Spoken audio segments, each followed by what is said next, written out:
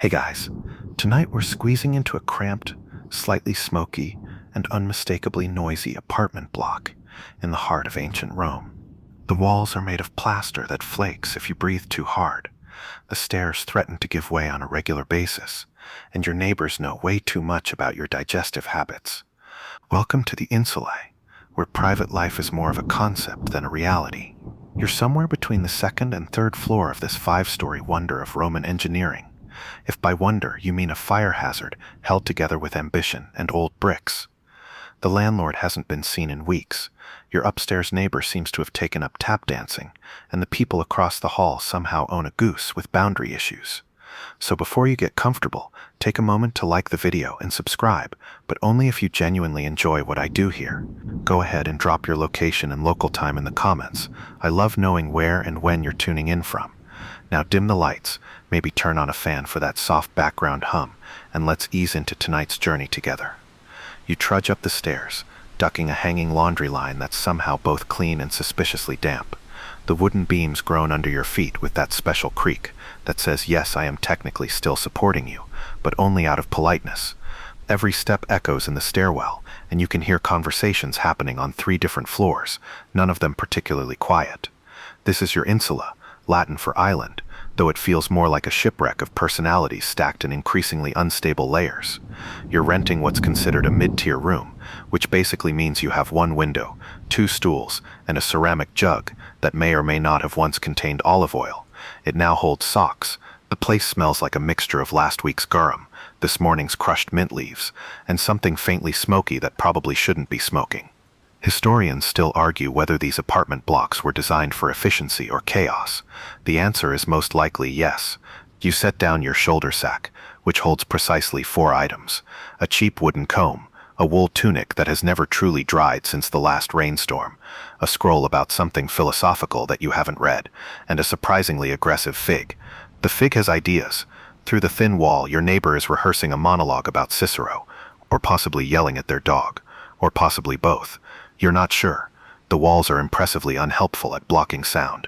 You've heard entire arguments, serenades, and what you can only describe as interpretive goat-stomping routines through them. And because your ceiling is also someone's floor, you're deeply familiar with the clunking rhythm of a daily routine that seems to involve exactly 4 ceramic pots being knocked over in sequence. But it's not all bad. Occasionally, you get free music when a flute player from the 4th floor decides to bless the building with another questionable rendition of Ode to Bacchus. You've even come to enjoy the chorus of birds someone keeps in a cage near the open stairwell, assuming they're birds and not very small, determined Roman children. You poke your head out the window and take in the familiar sights of your back alley, a pile of amphora shards no one's cleaned up since the Ides of March, a cat with half a tail who answers to nothing and no one, and the eternal dripping of a roof channel that leads precisely nowhere. It's a life, not a glamorous one, and certainly not the kind that gets painted on frescoes, but it's your life. You know the sound of the baker's boy whistling as he cuts through the alley each morning.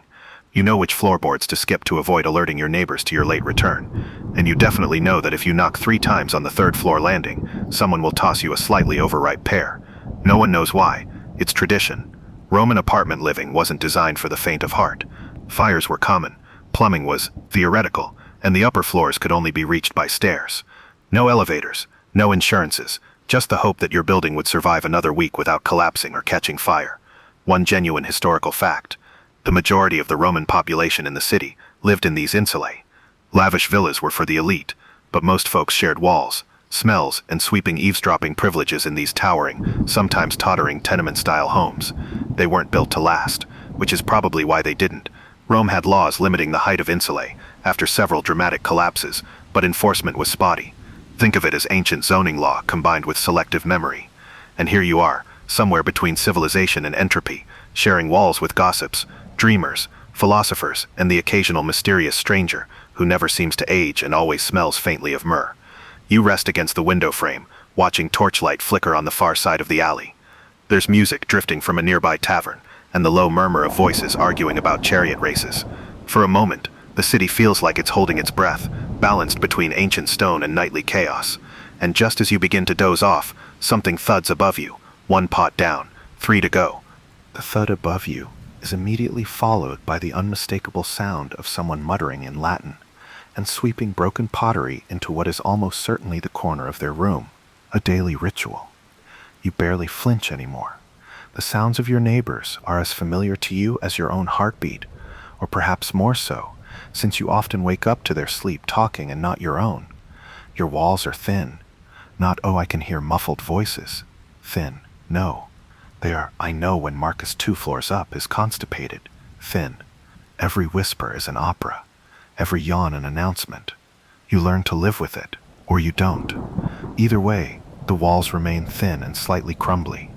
To your left, through what might once have been a support beam, and is now just a philosophical suggestion of wood, you hear Claudia arguing with her sister again. Something about borrowed sandals. This has been going on for 3 days.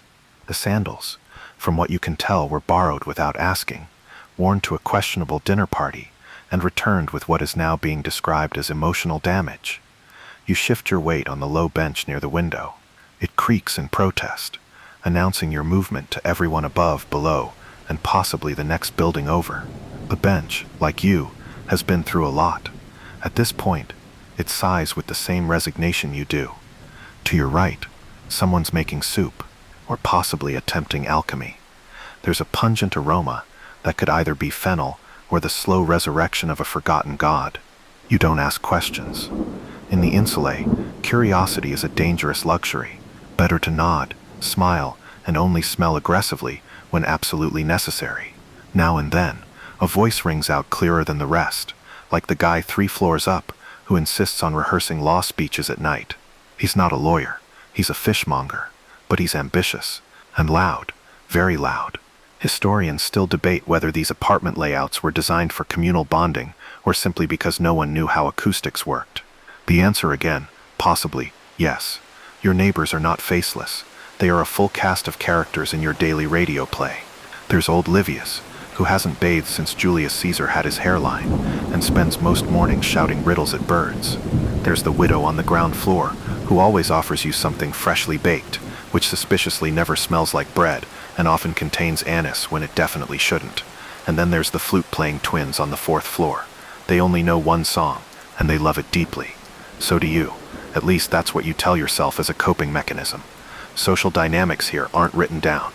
They're whispered through walls, passed along in the courtyard, shouted over balustrades. You learn more from overheard sighs and unguarded grunts than you do from any official notice. Who's been sneaking out? Who's behind on rent? Who brought home a chicken that may or may not be cursed? You know. You always know. There's an art to eavesdropping without judgment. You become a connoisseur of tone, a decoder of passive-aggressive door slams. Was that a cheerful stomp, or a deeply resentful one? Did that sigh mean I'm tired, or I'm done with you, Gaius, and your obsession with fermented lentils? Context matters. You pick up your cup of barely lukewarm water, collected earlier from a fountain that may have been a urinal in a past life, and sip it like it's fine wine. Outside, someone trips on the second stair again. That stair has been loose since the reign of Tiberius, and now serves mostly as a warning to new tenants. Eavesdropping is not just survival, it's entertainment. You once overheard an entire romantic breakup, reconciliation, and second breakup within the span of an hour. And yes, it happened between tenants who never left their rooms. You suspect they were just yelling through the wall. The best gossip, though, always comes in layers. A sound here, a whisper there. Like when someone referred to the lizard incident with no further context. You spent weeks piecing together the tale. It involved a toga, an amphora of wine, and a lizard with an unusually advanced sense of direction. Open scholarly debate still simmers about just how much communication in Roman urban life was unintentional. Did people mean to be overheard? Was a strategically loud sigh their version of a Facebook post? Was coughing in iambic pentameter a thing? Scholars bicker over such things at length. You shift again. The floor creaks. From above, a voice calls out, "Bless you," even though you haven't sneezed. They're guessing now. That's the level of ambient intimacy you've reached. There's a word for this kind of coexistence, not harmony. Not exactly. Something more like resigned camaraderie. You're not friends with everyone here, but you all know each other's bowel movements and secret snack stashes. There's a bond in that. Evenings are the most sociable. Laughter spills out of windows, intermingling with cooking smells and the occasional argument about who actually invented pasta. Spoiler, no one agrees. In this strange sonic ecosystem, you're not alone, ever. Even in your most private moments, someone is probably listening, and possibly rating your sneeze on a scale of 1 to Pompeii. And you do it too. Not out of malice, but because the walls invite it, because stories are always unfolding, Because in a world where privacy is impossible, connection becomes inevitable. You settle back against the window ledge, the sun slipping behind tiled roofs, casting long golden streaks across crumbling stone. Somewhere, a dog barks, someone laughs, and a flute begins to play again. One note, then another. Then, of course, the same song as always. Welcome to the Insulae, where everyone lives close enough to share a heartbeat, a scandal, and occasionally a sandwich. You wake slowly the next morning. Not because of the rising sun, but because someone 2 floors down is arguing with their laundry again. You don't speak fluent Tunic, but from the tone of voice, it seems the garment has wronged them deeply. You roll over and pretend to sleep, but the scent of damp linens and half-sour garum sauce drifting upward from the courtyard makes it difficult. Ah yes, the courtyard, the building's beating heart, or perhaps more like its communal stomach. It's where everything happens and nothing important gets done. A narrow rectangle of sky trapped between leaning walls. The courtyard is your building's equivalent of a town square, a stage, and a laundry room combined. Every scent, sound, and mood eventually drips into it like condensation off a shared cup. You make your way down the stairs, which continue their slow war against physics. Each step feels more philosophical than structural. By the time you reach the ground floor, you've passed 2 cracked tiles, one suspiciously wet spot, and a spider the size of a Roman coin that salutes you with its leg. The courtyard is already alive. A woman is beating a rug with the vengeance of a jilted gladiator. 2 children are chasing a chicken unless the chicken is chasing them. A young man is trying to read poetry aloud, but keeps getting drowned out by someone rinsing amphorae with an enthusiasm bordering on violence. And in the corner, as always, is the old man with the beard like twisted rope. He is sitting on a stool that no one else dares to use, wearing a tunic older than several emperors, and loudly critiquing everyone else's life choices. His name might be Decimus, or maybe Decius. He probably doesn't remember either. Communal courtyards are where Roman apartment dwellers gathered not just to wash their clothes, but also to wash their reputations. Gossip, like water, always finds the lowest point, and this courtyard is the drain. You hang up a tunic and hear 3 different theories about why it smells like lavender. You scratch your nose and someone accuses you of plotting to marry up. Historians still debate whether these spaces fostered real social bonding or simply prolonged the agony of urban proximity. What they do agree on is that nearly every insula had some kind of shared open area, usually crowded, usually noisy, and always full of opinions. In the center is the fountain. It's supposed to be for drinking water, but no one's quite sure anymore. The kids put frogs in it. The neighbor's cat drinks from it. Last week someone dropped a wooden comb in it and swore it turned into a snake. You take a sip anyway because hydration matters, even if it comes with a side of mystery. Laundry lines zigzag overhead like a web spun by a very anxious god. Every item tells a story. The patched trousers of the cobbler on the 2nd floor, the delicate tunics of the aspiring actor upstairs, who only wears them indoors, and one truly enormous undergarment that seems to belong to no known resident.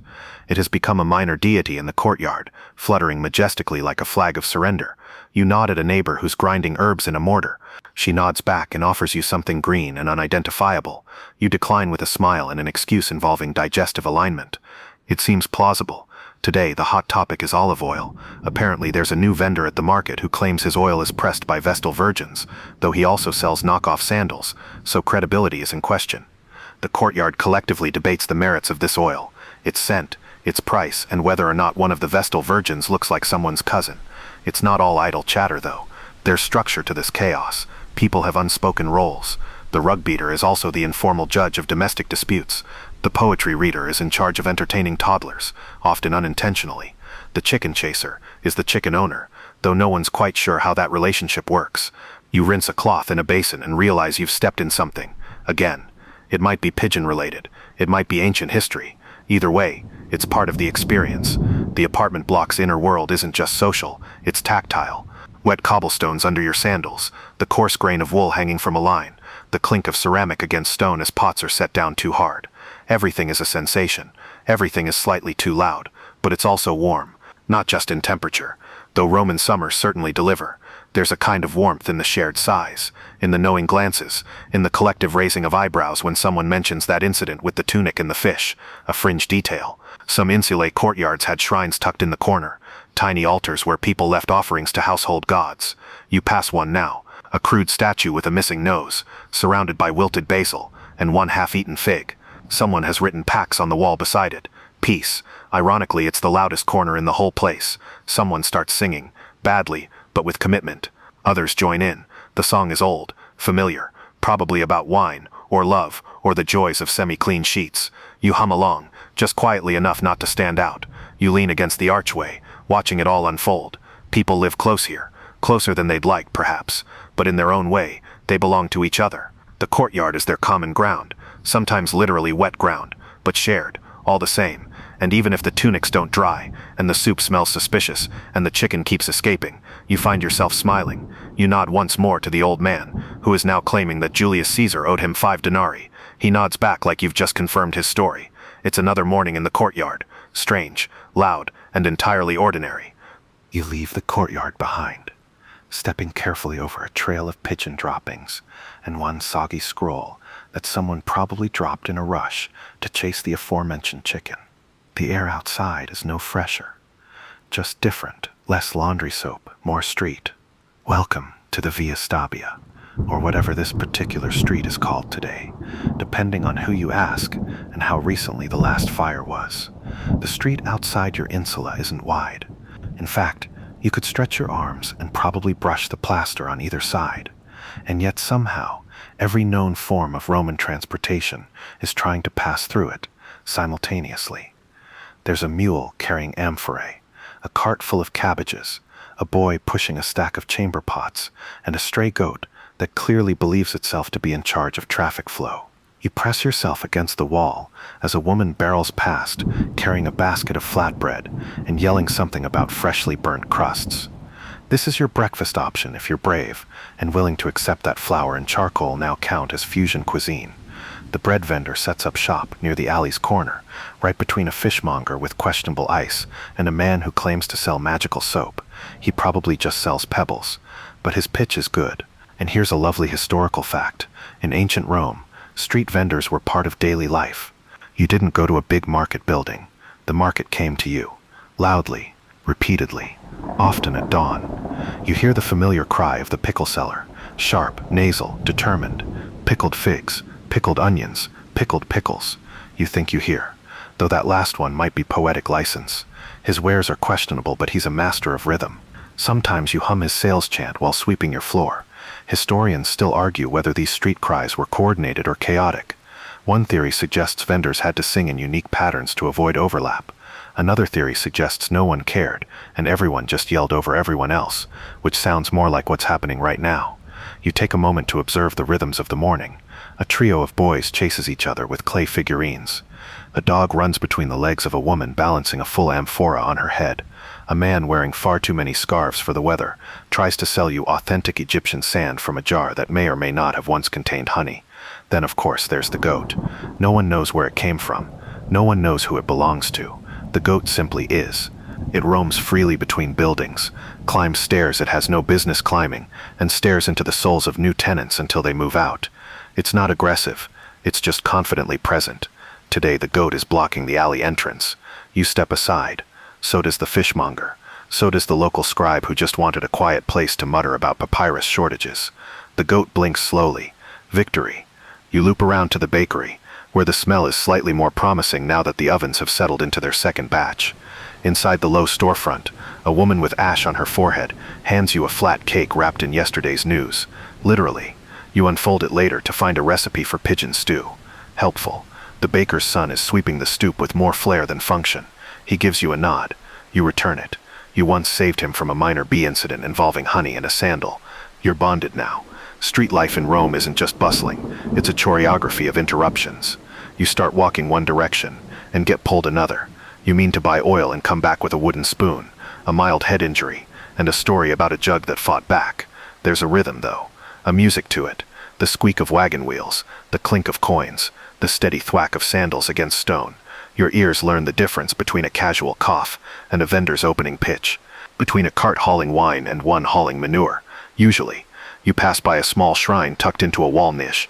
It's devoted to Mercury, patron of travelers and merchants, and possibly lost goats. Someone has left him a wax ear, a sprig of rosemary, and a tiny figurine of a man carrying a chicken. Interpretations vary. You pause at a corner where several vendors argue over stall space. This happens every day. You've learned not to get involved. One time, someone tried to settle the dispute with a turnip duel. You didn't know vegetables could bruise that dramatically. Every now and then, the Praetorian Guard patrols the area. They mostly ignore your street unless someone complains too loudly or starts selling unauthorized divinations. One time, someone read fortunes in snail trails. That got shut down fast. A fringe detail. Some vendors employed children with loud voices to advertise their goods. These tiny barkers could make fig paste sound like gold, and spoiled fish sound marginally less spoiled. One of them, you suspect, is a retired senator in disguise. The voice is too commanding, and amidst all this noise and motion, you're somehow comforted. The predictability of chaos is soothing. You know when the cabbage cart rolls through. You know when the fish smell starts wafting. You even know when to duck for the daily water splash from the upstairs tenant rinsing their dubious cooking pot. You nibble your bread, dodge another goat stare, and head back toward the alley. Behind you, the vendors keep shouting. The city keeps breathing, and the street continues its daily performance, as it has for centuries. You pass a boy scribbling poetry into the dirt with a stick. He's misspelled the name of Venus. You smile but say nothing. Another day, another goat, another mildly burnt breakfast. And honestly, you wouldn't have it any other way. You make your way toward the local balneum, a modest public bathhouse tucked between two cramped alleys, and a tavern that serves wine with the structural integrity of vinegar. The bathhouse, much like your apartment, looks like it was built in a rush and then lovingly ignored for several decades. Cracked columns, faded frescoes, and a marble foot that probably belonged to a full statue once. All signs that this place has seen things. The doors swing open with a puff of warm air and the unmistakable aroma of damp feet, eucalyptus oil, and ancient gossip. You hand over your single coin to the bath attendant, who glares at you like you've just insulted his toga, and enter the steamy realm of Roman hygiene, where cleanliness and conversation are the real currency. Inside, the soundscape shifts. It's quieter, but not silent.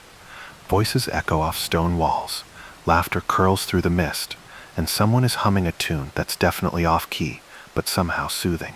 The floor is slick with warm water and ambition. You step into the apoditerium, the changing room. Benches line the perimeter, and woven baskets overflow with tunics, sandals, and the occasional cheese wedge someone forgot to remove from their satchel. You find a spot, remove your garments with as much dignity as one can manage while balancing on one foot, and store them in a corner cubby that's seen better decades. In the Roman world, the bathhouse isn't just for bathing. It's where secrets are whispered, alliances formed, and backs are scrubbed with a fervor usually reserved for political campaigns. You slip into the tepidarium, the warm room, where the air is thick and your pores sigh in relief. The tile floor warms your soles as you ease into the heat. A man beside you is talking about real estate deals that may or may not involve cursed farmland. Another is explaining loudly why figs are an aphrodisiac and why that's entirely his business. Historians still argue whether the Roman baths were truly inclusive across class lines, or whether social divisions subtly echoed in how people behaved within them. What is known is that bathhouses were deeply embedded in daily Roman life. You didn't just clean your body, you aired your soul, whether others wanted to hear it or not. You move next to the caldarium, the hot room. Steam curls around you like gossip in physical form. You sit on the stone bench, breathing slowly, trying to ignore the man across from you who's using a strigil, an ancient scraper to remove what must be the entire history of the Republic from his legs. He glances at you. "Rough day?" he asks. You nod. He nods. The silence between you is filled with mutual understanding, and also the sound of someone slipping slightly on the wet marble behind you. And then you hear it, an unmistakable snippet of local drama. Two women in the far corner, half submerged in a hot basin, are whispering about the apartment fire on the 6th Street. One of them insists it was caused by a cursed oil lamp. The other blames reckless poetry near flammable curtains. You listen. Of course you do. Everyone does. The bathhouse is a funnel of stories. You've overheard affairs begin and end here. You've learned which baker cheats his flour weights. And you've picked up at least 3 wildly conflicting recipes for lentil stew. You shift to the frigidarium, the cold room, mostly out of bravery and a touch of pride. The water bites your skin, but it's refreshing, like a slap from Neptune. You inhale sharply and feel more awake than you have all week. The man beside you lets out a yelp that echoes like an injured dolphin. You bond immediately. A fringe tidbit, Some Romans believed that alternating between hot and cold baths strengthened the spirit. Others simply liked to scream into the cold water and feel alive. You respect both approaches. Someone walks by humming. Someone else drops a soap cake and watches it skitter away like a particularly slippery turtle. The room is full of people pretending not to listen to one another while very much listening to everyone. Back in the tepidarium, someone brings out snacks. Yes, snacks, because nothing says relaxation like grapes and slightly suspicious cheese slices on a communal tray. You accept a fig and pretend it didn't just fall on the floor. 5-second rule, try 5 century. You catch another snippet. Did you hear about the senator's daughter and the gladiator? Of course you have. Everyone has. But you listen again, because now there's a new twist involving a stolen sandal and a runaway goat. Could it be the same goat? Bathhouse chatter is less about truth and more about consistency. If enough people say it, it becomes a social reality, and tomorrow someone will retell this story in the courtyard as if it happened to their cousin. You lean back. The walls are damp, the air thick with lavender oil, and the sound of light splashing and casual slander swirls around you. There's something oddly comforting about knowing your secrets are just one loud whisper away from becoming public property. Open scholarly debate still surrounds whether these bathhouses were truly democratic spaces or subtle battlegrounds for social dominance. All you know is that no one ever wins an argument in a towel. You dry off slowly, returning to your cubby, where your tunic now smells faintly of steam and communal mystery. You dress, sandals squelching slightly, and step out into the sunlight. You feel cleaner, lighter, and vaguely more informed about everyone else's business than you probably should be. Back outside, the street greets you with its usual chaos. But for a moment, you carry a warm bathhouse glow with you, a small shield against the noise, and a head full of stories that definitely didn't concern you. But now they do. Back on the street, your tunic clinging slightly in awkward places from the lingering bathhouse humidity. You start the slow climb back to your apartment. It's not a glamorous ascent. Your Insulae stairwell is the kind of architectural feature that inspires vague existential dread. Steep, uneven, and held together more by habit than mortar. Each floor you pass is like entering a new microclimate. The ground level, cool and faintly herbal, courtesy of the widow who brews medicinal teas and occasionally hexes people under her breath. The second floor smells like fish. No explanation. No one even sells fish on that floor. You reach your own level, the third, where the air is tolerable and the neighbors are only mildly cursed. But before entering your room, you look up. The fourth floor creaks above, and the fifth, you hesitate to call it a floor at all. It's more of a suggestion, a sloped rooftop shack where the walls shiver in the wind and the ceiling leaks from optimism alone. That's where Lucius lives. Lucius and his pigeons, dozens of them. You keep climbing. Why? Because today you're curious. What's really happening up there, in the forgotten reaches of the Insula? You reach the fourth floor and knock your knee on a bucket. It's always there. No one knows whose it is. The corridor narrows, and the plaster is chipped like a biscuit left too long in wine. You hear someone singing off-key, possibly the twins. Again, as you climb to the top, each step becomes a leap of faith. Literally, one stair is entirely missing and has been replaced with a piece of driftwood tied with twine. You step across and whisper a short prayer to Mercury because you still want to be able to feel your legs tomorrow. Finally, the fifth floor. The air changes. It's hotter. The ceiling is lower. There's a permanent dampness, like the building is crying from its scalp. The wooden walls don't touch the ceiling entirely, just enough to leave gaps where you can see flickers of movement and hear whispers without trying. You're greeted by a barefoot girl running past with a clay bowl and the kind of expression usually reserved for people who've just been told their goat can speak. The top floor is another world. This is where the poorest tenants live. Rent is cheaper up here, not because of pity, but because gravity has opinions. The higher you go, the less likely you are to survive a fire or a roof collapse. Safety and sunlight are luxuries down below, but what the top floor lacks in architecture, it makes up for in ingenuity. Doors are covered with mismatched fabrics. People use broken roof tiles as shelves, and someone has turned a cracked amphora into a surprisingly charming flower pot full of thyme. You pause beside an open doorway. Inside, a young man is painting a small fresco of the sea onto his wall, using crushed berries and soot. It's not good, but it's honest, and it gives his room a kind of movement that the rest of the building lacks. Historians still argue about the exact makeup of each Insula floor, who lived where, and why. Some say ground floor units were reserved for shops and wealthier residents, while the poorest crammed into the upper levels. Others suggest it was more fluid, depending on the neighborhood. Either way, the climb was always symbolic. The higher you lived, the harder your life. And yet there's something strangely vibrant up here. Kids run barefoot with abandon. Someone is cooking lentils that actually smell edible. And from one narrow window, you glimpse a sliver of the Tiber glinting in the sunlight. You knock on Lucius's door. No answer. You knock again. A pigeon glares at you through a gap in the thatch. You leave an imaginary note of goodwill and step back carefully. You hear laughter from the rooftop, because yes, there's more. Some tenants sleep on the roof itself when the heat below becomes unbearable. It's dangerous, exposed, and if you squint, probably illegal. But it offers the best breeze in the city, and a view that makes you forget, just for a moment, how close the roof beams are to snapping. You climb the final ladder, an actual ladder, not even pretending to be stairs, and emerge onto the rooftop. The city stretches before you in dusty colors, terracotta tiles, marble domes, laundry snapping in the wind. You breathe in the mix of oil smoke, flower pots, and human survival. One man is napping on a straw mat with a cat on his chest. Another is plucking a lyre with surprising skill. 2 children are trying to build a kite from palm leaves and old scrolls. They might be inventing aviation by accident. A fringe historical note. Rooftop dwellers sometimes built makeshift shrines to Jupiter or Minerva on these elevated perches. Offerings of wine, nuts, and hopeful sighs. You see one now, a chipped statue with chalk scribbles, surrounded by bits of seashell and a very serious chicken. You sit down next to the edge, legs dangling over a drop that's both terrifying and liberating. Someone hands you a cup of wine. You don't ask who. It just happens. Up here, things are shared. Space, stories, even silence. For all its faults, the Insulae is a world within a world, and each floor tells its own story. Sometimes in whispers, sometimes in screams, sometimes in flute solos no one asked for.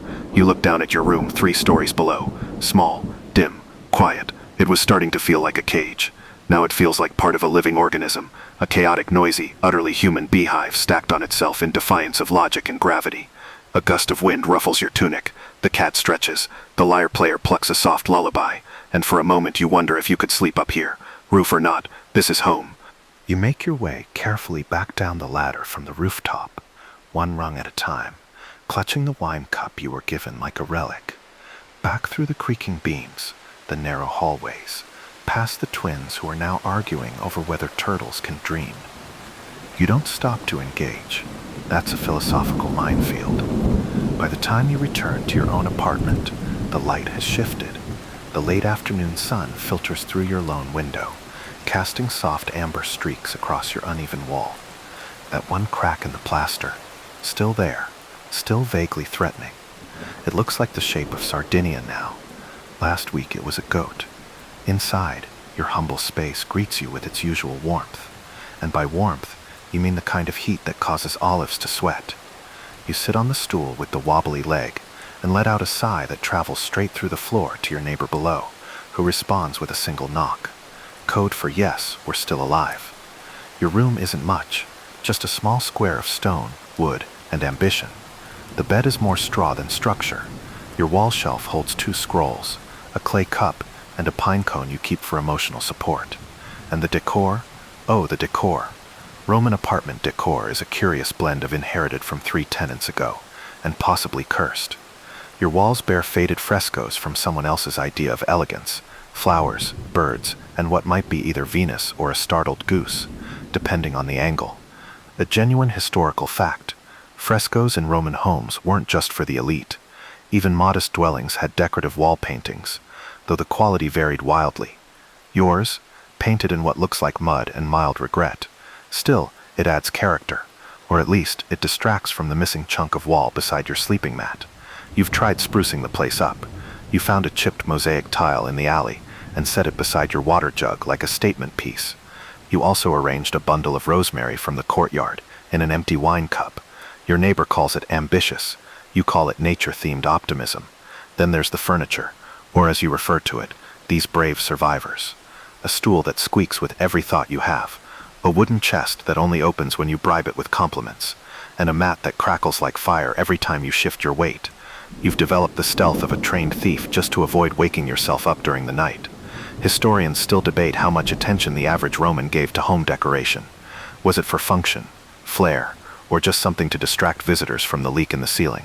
Some argue that tenants used wall art to show off their values. Scenes of gods, rustic farms, or in one well-documented case, two snails fighting over a fig. Taste was relative. You glance at your own fresco again. That startled goose. It's growing on you. It has seen things. It understands. On the back wall, you've drawn a tiny image in charcoal. Your own contribution to the long line of mysterious marks. It's just a circle within a square. You don't know what it means, but you add a dot to it every time you survive a particularly long neighborhood argument. In the corner, your water jug leans slightly to the left. Not by choice. It's been shaped that way since you dropped it 2 months ago during the Great Lentil Incident. You still find lentils in strange places, including inside your sandal once. Your window, of course, is both a blessing and a curse. It lets in air, light, and occasionally a shout from someone across the street. It does not close. You have tied it shut with a strand of old rope and what might be a shoelace. It flaps gently when the wind is feeling nosy. A fringe detail. Some Roman tenants created miniature shrines inside their rooms, Lararia, dedicated to household gods. You don't have one, exactly, but you've set up 3 pebbles, a bit of salt, and a half-cracked walnut on your shelf. Whether it protects you or simply confuses spirits is unclear. Either way, no ghosts yet, except maybe that one time with the whispering wall, but you've chosen not to dwell on that. You sit for a while, watching dust float in a beam of light. Time passes strangely here, measured not in hours, but in sounds. The clatter of amphorae, the rustle of sandals, the moment someone drops a pot upstairs, and everyone collectively flinches. You take out your second tunic. It has 2 patches and 1 stubborn stain, shaped like a cow. You only wear it on special occasions, or when you need to convince your landlord that you've invested in property improvements. You look around. This little space, for all its cracks, creaks, and questionable goose art, is yours. It holds your stories, your habits, your quiet moments. It also holds the unmistakable smell of someone frying onions 3 doors down, but you've accepted that as part of your room's identity. Outside your window, someone is whistling. Inside, a neighbor starts humming. The walls seem to settle for a moment, like the building itself is exhaling. You lean back, stretch your arms, and let the stool squeak a note of agreement. This apartment may be small, imperfect, slightly tilted, but it's familiar, it's home, and if the goose on the wall approves, that's good enough for you. You're sitting on your rickety stool, sipping slightly tepid water from a clay cup that smells faintly of rosemary and regret, when you hear it, the unmistakable sound of flirtation. Not dramatic, swooning poet on a balcony flirtation. No, this is the slow, daily, lightly sarcastic dance of Roman apartment romance, conducted entirely through windows, sideways glances, and shared laundry lines. You edge toward your window, careful not to disturb the sacred pebbles on your shelf, your improvised household gods, and peek through the fluttering fabric tied there to block out the worst of the pigeons. Across the narrow alley, 3 windows are open. In one, a young man is leaning on his elbows, trying too hard to look casual. In another, a girl is braiding her hair and absolutely pretending not to notice him. The third window, a grandmother, watching both of them with the intense scrutiny of a magistrate presiding over a very petty trial. Flirtation in the Insulae is a communal event. Privacy is a myth, and any romantic whisper will inevitably be followed by a nearby cough, clatter, or helpful neighbor offering suggestions. Subtlety is key, or at least the illusion of subtlety. You glance down at your own tunic, not your best one, but not the one with the cow-shaped stain either. Just enough fabric integrity to suggest, I do my own washing, but not, I'm desperate. Good, safe middle ground. You clear your throat, gently, like a breeze hinting at interesting weather, and lean your elbow on the windowsill. It creaks. The brick shifts slightly. You smile as if to say, yes, I too am observing the afternoon sun, and definitely not eavesdropping. Back across the way, the young man, let's call him Flavius because that feels right, is now adjusting his hair. You'd be impressed if it didn't appear to be sculpted out of fish oil and unreasonable confidence. The girl, perhaps Julia, is fluffing her curtain just enough to let light hit her cheek at a flattering angle. Is it intentional? Oh, very. Historians still argue whether Roman apartments encouraged these window-to-window courtships out of architectural necessity or social convenience. The walls were thin, the staircases treacherous, and public meetings were often supervised or frowned upon. So windows became stages, balconies became battlegrounds, laundry lines, love letters with more lint, and when it wasn't romantic, it was theatrical. People would flirt just to stave off boredom, to provoke reactions, or to win small victories in the unspoken competition for neighborhood intrigue. The grandmother in the third window definitely keeps score. You've had your moments too. There was that one girl on the second floor with the pet lizard and the exceptional eyebrow art. She once offered you a pomegranate over the railing. You responded with a poem. Bad idea. She never spoke to you again, but her lizard always nods when it sees you. You remember another time, when someone mistook your sneeze for a declaration of affection. They sent you olives the next day. You still have the bowl. It's now your emergency fig holder. A fringe tidbit. Roman poets wrote about these fleeting, semi-public romances.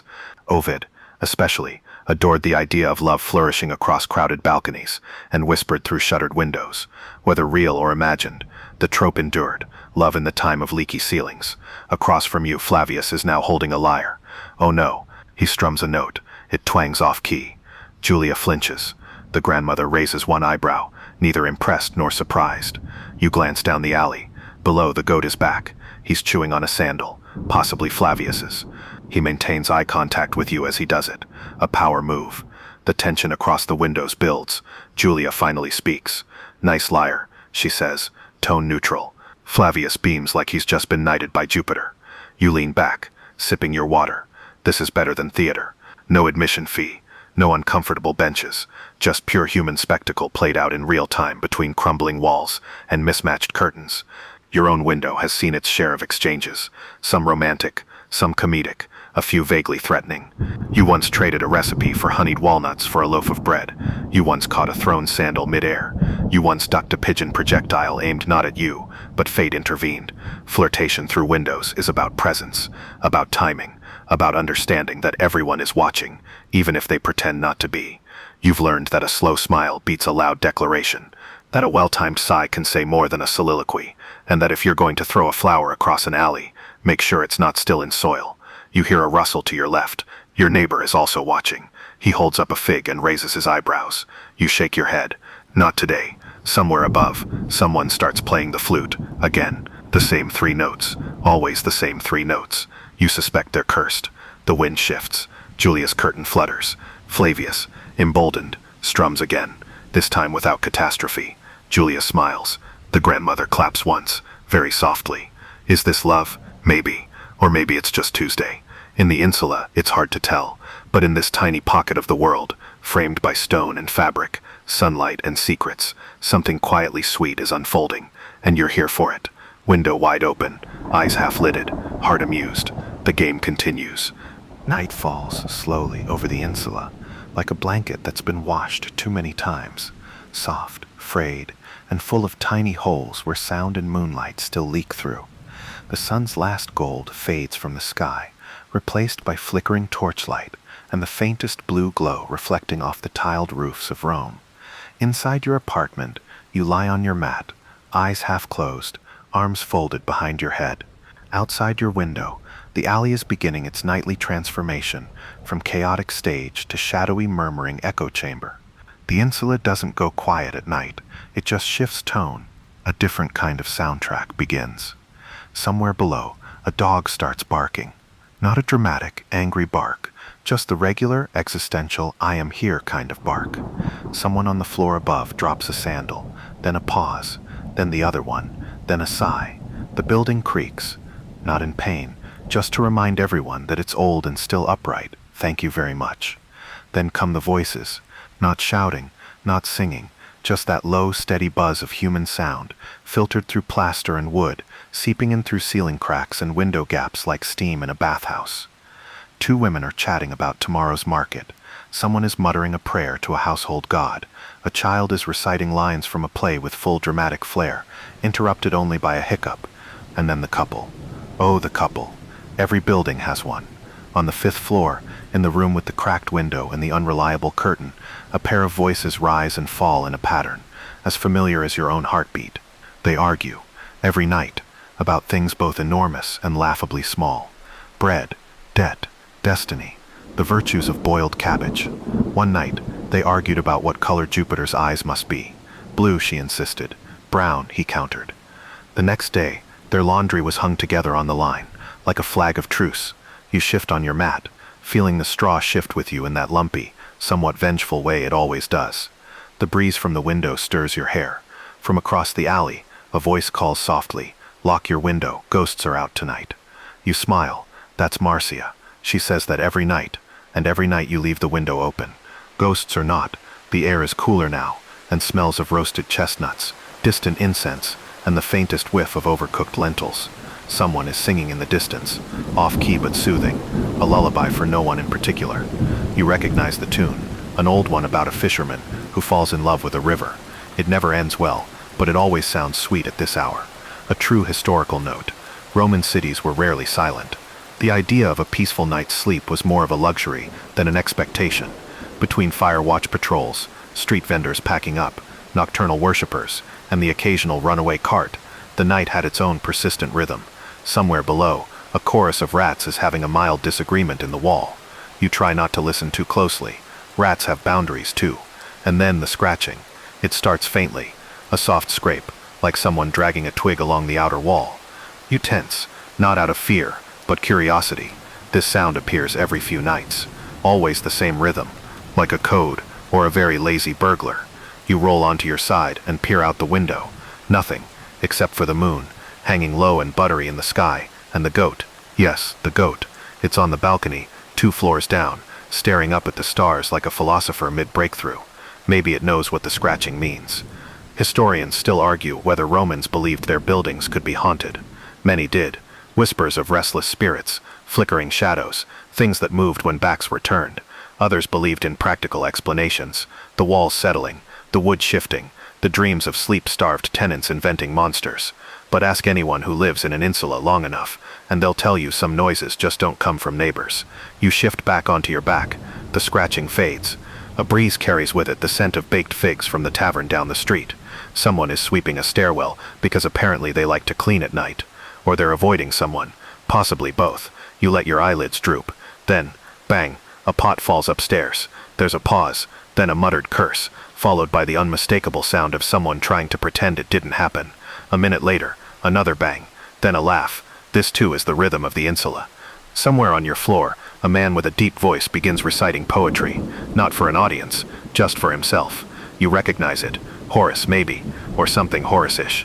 The cadence is soothing, even when the words trail off into soft humming. The plaster on your ceiling peels in patterns that look vaguely like maps. One is definitely Corsica, another looks like a duck with a spear.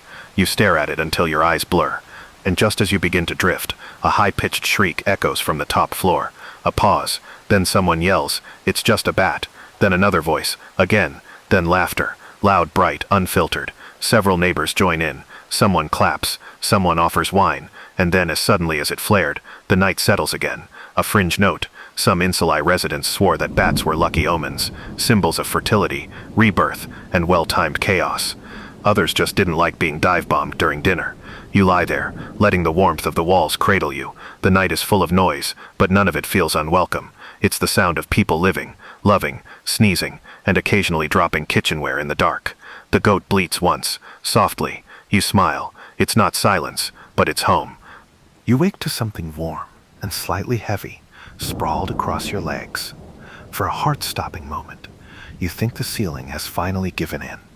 But no, it's a cat, a fluffy, smug little tabby from the 5th floor who has absolutely no concept of property boundaries. She stretches luxuriously, gives you a look that implies you are the guest here, and leaps off the bed as if she owns the building. She might. No one's checked the deed lately. The morning begins, as always, with the gentle crescendo of domestic chaos. Pigeons flutter past your window, cooing with the smugness of creatures who figured out how to live rent-free in the city. Someone below is banging 2 pots together, either to summon their children or banish evil spirits. Possibly both. You rise slowly, stretch your arms, and try not to knock your shelf of sacred pebbles off the wall. Today feels like a pet-heavy day.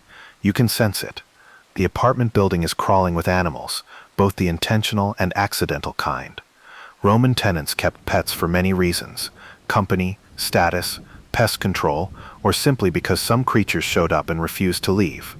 The lines between mine, yours, and wild were as blurry as the paint on your cracked fresco. You step into the hallway and almost trip over a tortoise. It blinks at you with the slow judgment of someone who has seen generations of tenants come and go. It belongs to a boy on the second floor, who insists its name is Hercules. You're not convinced. It feels more like a Rufus. Further down the corridor, you spot two dogs chasing each other in circles, barking in sync like they've rehearsed it. One belongs to the wine cellar, the other to no one in particular, but it's got a piece of old tunic in its mouth like a trophy. You descend the stairs and run into the Peacock. Yes, the Peacock. It's not clear when it moved in. One day it wasn't there. The next it was strutting across the courtyard like a senator late to a toga fitting. It belongs to the woman on the ground floor, or at least she claims it does. He's spiritual, she told you once as the Peacock attempted to fight its reflection in a bronze platter. Historians still debate whether exotic animals like peacocks were commonly kept by middle-class Romans or only by the wealthy. Some evidence suggests they were status symbols, displayed for prestige. Others argue that in crowded neighborhoods, eccentricity was contagious, and once one person brought home a peacock, it was only a matter of time before someone else got a goat. Ah yes, the goat. You find him headbutting a loose shutter on the second floor. Again, he pauses to acknowledge you with a slow nod, then resumes his battle with the inanimate object.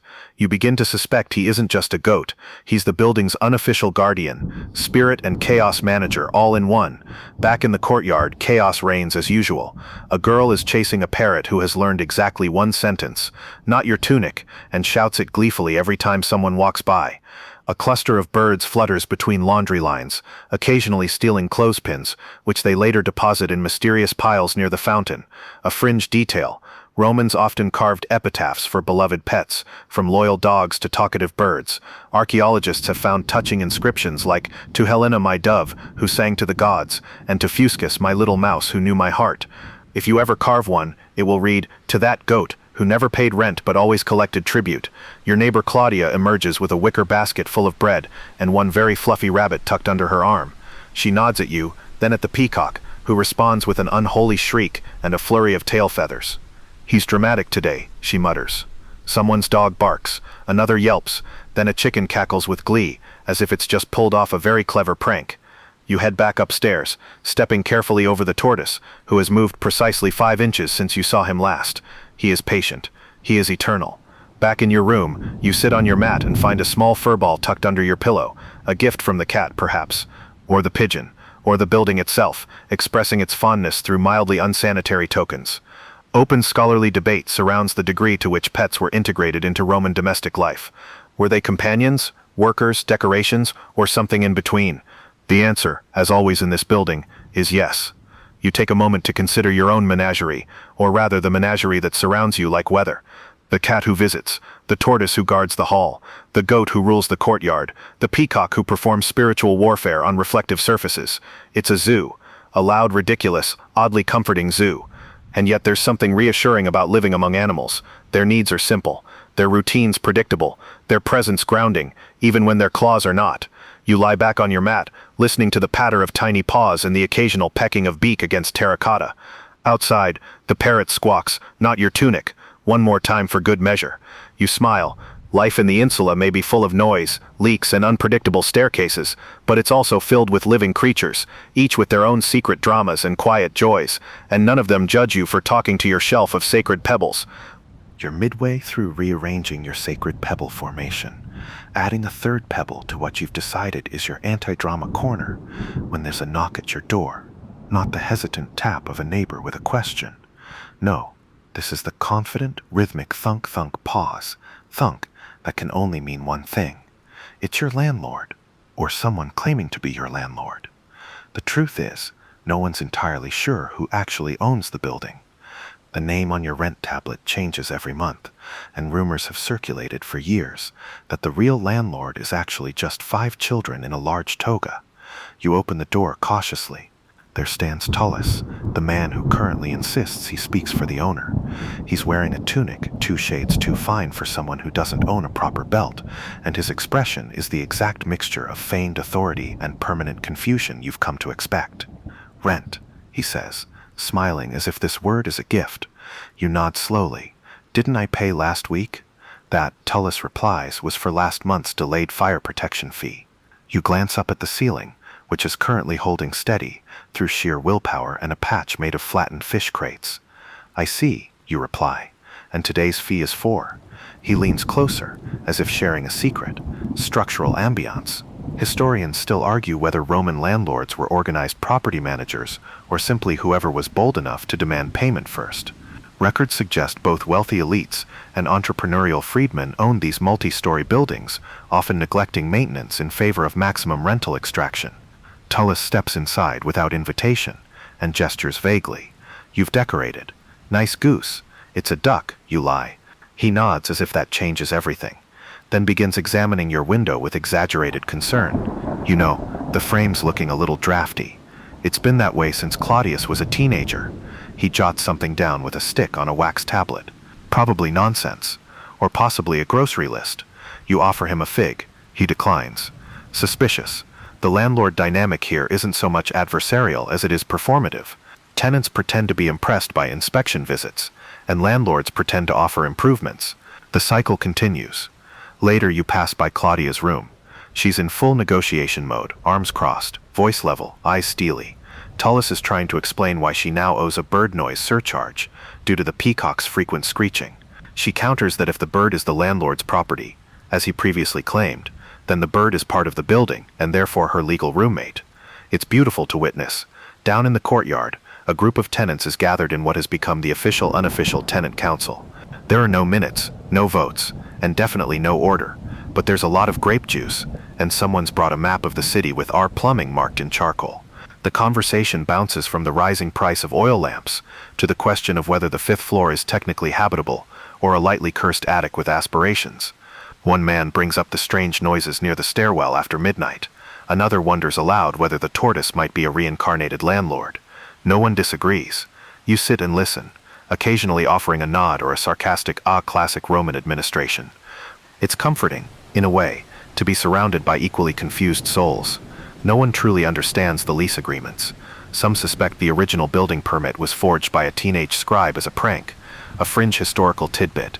Some insulae were subdivided so frequently that tenants would rent not whole rooms but portions of rooms, cordoned off corners, ladder access rights, or even just a stretch of floor near a window. One tablet recovered in Ostia lists rent paid for a third of a platform near the western wall, with permission to breathe freely twice daily. Upstairs, someone has nailed a message to the stairwell with a dull nail and a lot of hope. It reads, "If you hear dripping, it's probably not your ceiling. Stay calm." Tullus eventually departs, after accepting a partial payment from Claudia, in the form of 3 eggs and what she swears is a rare coin but may just be a dented button. He leaves muttering something about tenant spirit and consulting the architect. You return to your room, where your shelf of pebbles now includes a new member, a chunk of plaster that fell during Tullus's visit. You decide it's a good omen. Landlords in Rome didn't provide much, not security, not repairs, not consistent identity, but they did give the tenants a shared foe, a sense of unity, a reason to invent creative bartering systems. And in a building where the walls whisper, the floors moan, and the goat holds spiritual authority, sometimes a little unity is all you really need. You lie back on your mat, staring at the ceiling, which for now is holding strong. Someone plays a flute in the distance. Yes, again, and you hear laughter rising from below. No one knows who actually owns the insula, but you know this. The tenants run it. The light outside begins to dim, not dramatically like in theater, but slowly, like someone lazily pulling a curtain across the sun. Shadows stretch long and thin across your floor, and somewhere in the alley, a torch is being lit badly. You can hear the sputter of damp wood, followed by a curse and a sigh, which can only mean one thing. It's festival time. You step into your sandals, brush off the goat hair from your tunic, you don't ask, and head down to the courtyard, where the atmosphere is already shifting. The air is tighter, buzzing with the anticipation of celebration, disaster, or both. With Romans, it's usually both. The courtyard has been transformed. Clay oil lamps line the stone edges, flickering with modest enthusiasm. Someone's strung colored cloth between 2 laundry poles, and a boy is desperately trying to inflate what looks like a pig's bladder with a straw. Why? You don't ask anymore. Festival logic supersedes all. Tonight is Saturnalia, or maybe Floralia. No one's quite sure. Last month's fire damaged the official calendar, and now most events are celebrated based on mood and moonlight. The important thing is that someone declared a feast, and everyone showed up. You squeeze between 2 barrels, one of which is leaking something that smells suspiciously like spoiled olives, and spot Claudia balancing a tray of flatbread on her head while pouring diluted wine with her free hand. She nods at you, happy whatever this is. The music begins with a lute that's out of tune and a rhythm beaten on a turned-over laundry basin. Someone joins in with spoons, someone else with what might be bones. The melody is questionable, but the spirit is impeccable. A true historical fact. Roman apartment buildings like yours were often at the heart of neighborhood celebrations. Festivals meant dancing in tight spaces, shouting from balconies, and dodging mildly dangerous fire tricks performed by enthusiastic teenagers with questionable training. You spot Lucius from the rooftop carrying a bowl of something that looks like lentils and pride. He sets it on the communal table and whispers, "No goat this time." Everyone claps. At the edge of the crowd, the goat stands atop a barrel like a misunderstood prophet. The peacock fans its tail dramatically. Someone tosses it a fig, which it ignores. Someone else tries to pet it and gets pecked. A cheer rises. Then come the flames. Not dangerous ones at first.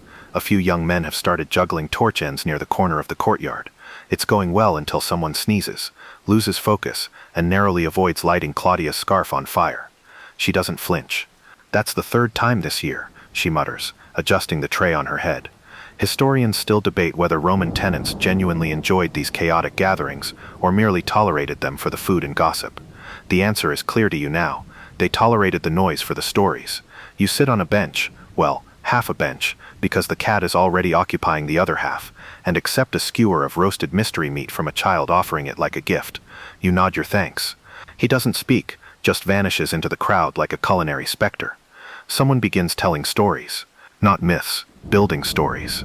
The tale of the slippery staircase, the ballad of the runaway amphora, the time the tortoise won the argument about plumbing.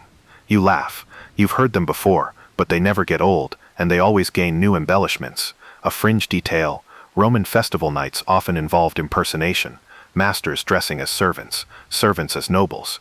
Someone now walks by, wearing a curtain and a laurel wreath made of parsley, bowing grandly to everyone they pass. You bow back. You're not sure if it's satire or sincere, but it works. You glance upward. On every floor, people are watching. Some lean from windows with mugs in hand. Others dangle their legs over balconies, toasting the courtyard like it's a stage they paid to see. One woman on the fourth floor drops a plum. It lands in your wine. You raise the cup in salute. Then, without warning, someone yells fire. Not a fire. Not yet. Just the concept. You freeze, heart thudding, as instincts honed by years of accidental roof blazes kick in. Then someone laughs. It's just the lamps. The crowd groans, some with relief, others with disappointment.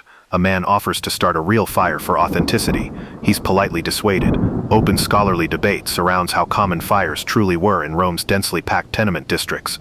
But you don't need ancient historians to tell you the answer. You've got first-hand knowledge. Last year a candle fell into a basket of garlic. The smell alone triggered evacuations. Still, tonight the lamps hold. The music grows louder. Someone dances with a pigeon. Someone else challenges the goat to a staring contest. A child climbs a barrel and begins declaring new laws. All floor 3 residents must wear red tunics on Thursdays. No one objects. It might stick. You laugh until your ribs ache. The night stretches on. Wine flows. Bread disappears. The stars peek out behind smoke and fabric banners. The flute makes its inevitable entrance. Those same 3 notes, but now somehow they feel right. As you return to your room, cheeks warm, fingers sticky with honey, and your tunic inexplicably covered in flower petals, you hear the last echoes of celebration fading below. Someone's singing, someone's snoring, someone's trying to carry the peacock upstairs. And the goat stands guard in the courtyard, silent and regal, like the god of lost shoes and midnight snacks. You close your door gently. The building creaks behind you, content. Morning arrives with all the gentleness of a dropped amphora. You're jolted awake, not by the sun, though it's poking aggressively through your window, like a nosy neighbor, but by the unmistakable sound of someone on the floor above knocking over a ceramic jug, then slipping on the water, then arguing with the jug as if it betrayed them personally. You sit up, stretch, and feel a familiar ache in your shoulders. That's what you get for dancing with a child-sized broom during last night's improvised parade. Somewhere on your tunic is a plum stain that's now decided to become permanent. You accept this. Your stomach rumbles, which means it's time for one of the most important, but rarely discussed rituals of Roman apartment life, the logistics of food and water. You pick up your clay jug, glance at the ceiling, as if to apologize in advance for your upcoming footsteps, and make your way toward the stairs. 3 steps down, you realize you forgot the ladle. You go back. 3 steps down again, and someone calls up, "We're out of clean basins." You sigh. So it begins. Fetching water in the Insula isn't just a task, it's an odyssey. Most apartments don't have direct access to water. That luxury is reserved for the wealthy, or the buildings suspiciously close to aqueduct access, and with suspiciously high rents. For the rest of you, there's the neighborhood fountain, and today, it's crowded. You join the cluster of tunic-wearing, sleep-deprived souls, hovering around the fountain like bees at a cracked honey jar. The water is cold, clear, and possibly blessed by Neptune himself, judging by the reverent way everyone stares at it before plunging their jugs in. The boy next to you sneezes into his pail. You decide to wait for the next refill. A fringe historical tidbit: many Roman fountains featured carved faces or mythological figures. Yours has a dolphin with what can only be described as judgmental eyes. It spouts water from its snout, which somehow feels insulting. You fill your jug, trying not to splash, then begin the slow trudge back up 5 flights of stairs that feel steeper with every step. By the time you reach your floor, you've bonded emotionally with the jug. You name it Maximus. Water obtained, you prepare for phase 2, food. You open your storage chest. Inside, half a loaf of very determined bread, a small pouch of lentils, and 1 cheese wedge wrapped in a scroll that once described how to cure hiccups with boiled radish. Practical. You opt for lentils, which means soaking, boiling, and managing to keep the pot from tipping off your single-burner charcoal stove, a device both convenient and mildly threatening. You light it carefully, murmuring a few words of encouragement. It sparks to life with a puff of smoke and a gentle hiss. Cooking in the Insula is an act of optimism. Your room has no ventilation to speak of. The walls remember every meal you've ever made, and there's always the chance someone knocks over a pot above you, causing plaster to fall directly into your soup, and yet there's comfort in it. Stirring the pot, humming to yourself, listening to the sounds of life through your walls. The girl next door is laughing at something. The man below you sneezes 3 times, each louder than the last. A child somewhere is reciting the alphabet wrongly, but with conviction. Historians still argue whether Insula kitchens were primarily individual or shared. Evidence suggests both existed. Some buildings had a communal hearth on the ground floor, others trusted tenants to manage their own tiny flames carefully.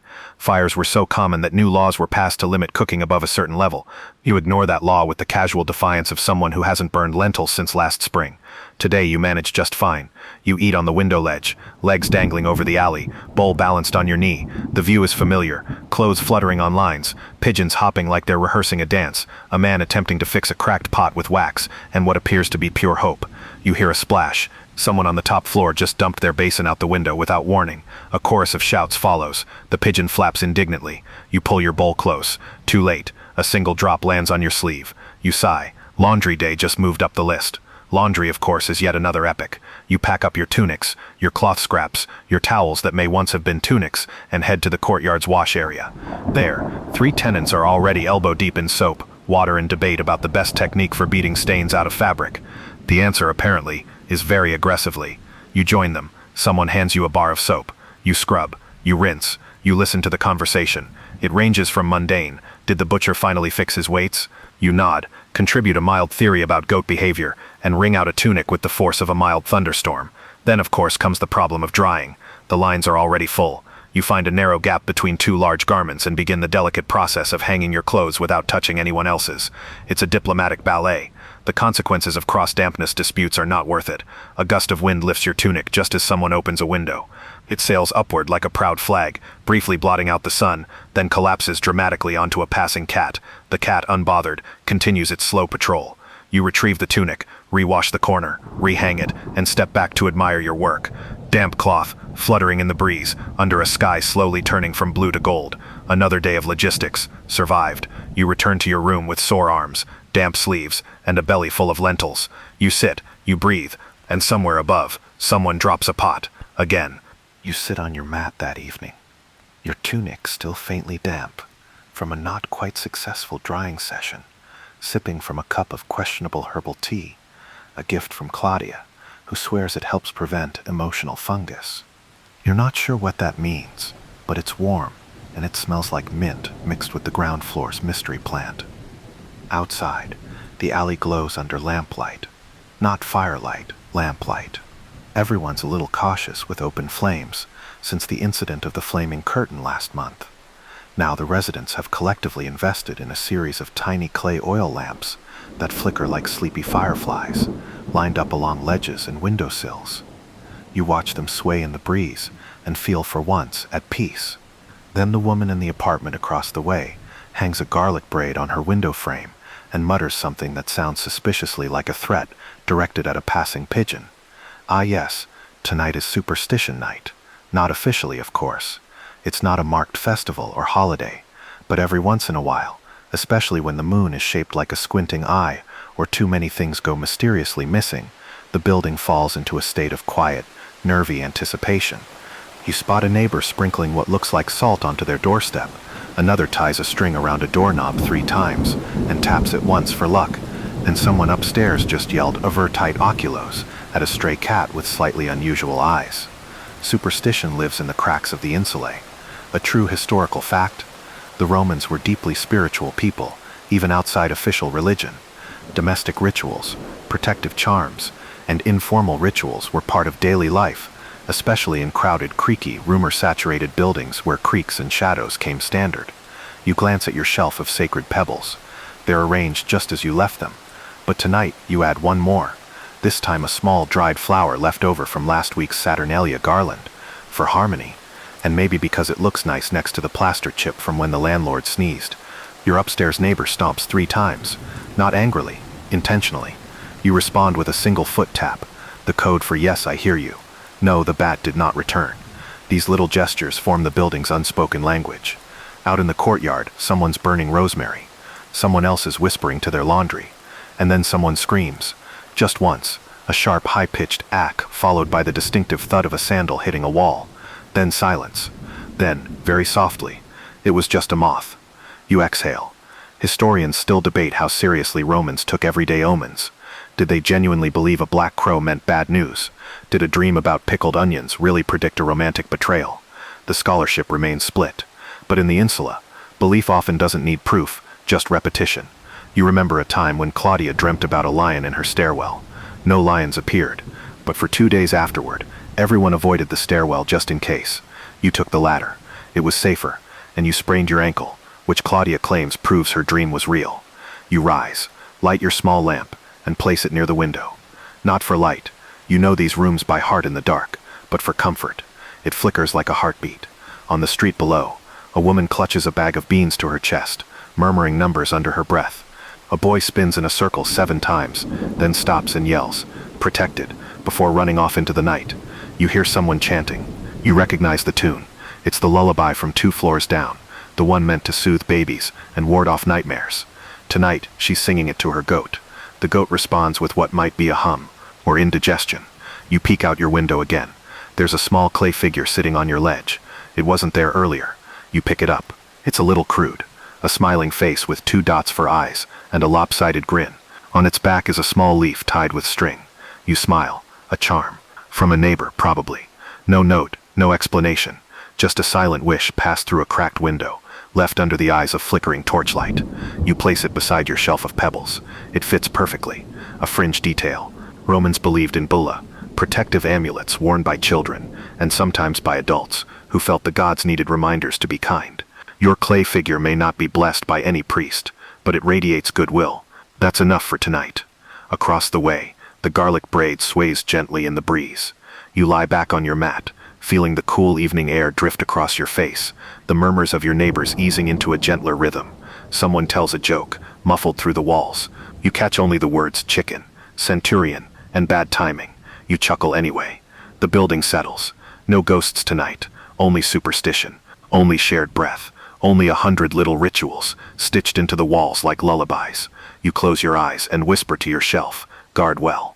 And somehow, you know it will. You wake slowly, not to the usual clang of pots or squeals of goats, but to quiet, not silence. Rome doesn't do silence, but a kind of respectful hush, like the building itself knows today is different. Or maybe everyone's just sleeping in after Superstition night.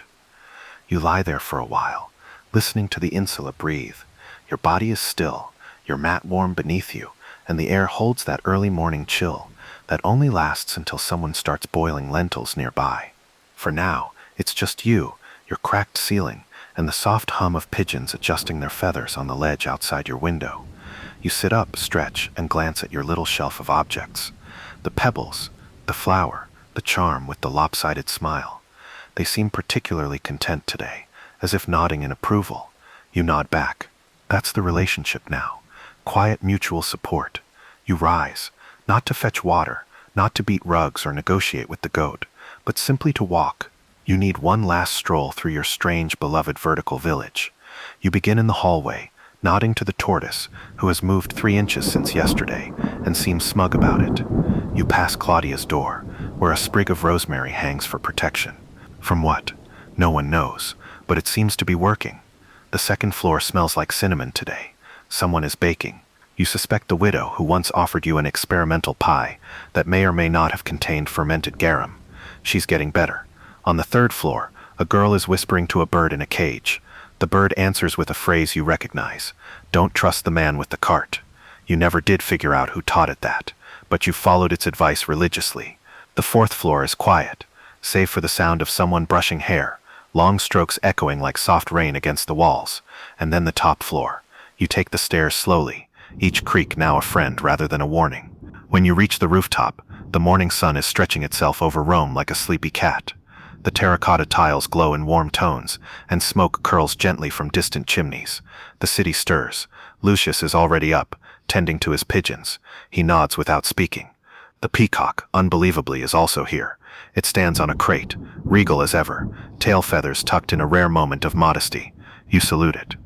It doesn't return the gesture. Fair enough. You walk the perimeter, gazing down at your insula, this layered hive of gossip, laundry, ghosts, and joy. Every floor has been your world. Every stair has held a memory. You remember falling asleep to poetry, waking to arguments, laughing until you cried when the goat head butted the landlord's sandal clean off his foot. You pass a broom resting in a bucket, a tunic pinned to dry that still flaps like it's trying to escape, and the echo of last night's music still clinging to the walls like dust. Back downstairs, the courtyard has begun to fill, not with celebration, not with chaos, but with a quiet, slow rhythm. Someone is boiling herbs. Someone else is mending a sandal. The tortoise has made it halfway to the fountain, and appears triumphant. A child runs by, waving a stick and shouting, "I'm the emperor now." No one corrects him. It's his moment. You settle on your bench, your favorite one, where the sun hits your face just right in the morning, and where the cat sometimes sleeps on your foot like a very sleepy boot. You glance up. Every window you can see has a face behind it. Not peeking, just being. People watering plants, brushing hair, talking softly, leaning into their space and their morning. It strikes you, not like a loud thought, but like a breeze. You live in a building full of lives, tangled together like threads in a very peculiar, very crumbly tapestry. There's no grand farewell, no dramatic moment, just the quiet knowledge that this is your place, these are your people, your ghosts, your goat, and yes, your haunted fresco with the judgmental goose. You return to your room one last time, place your cup beside your shelf, adjust the pebbles so they're all facing the same direction toward the window, and lie back on your mat. And now, as the light softens and the city begins to hum with life, you let yourself drift,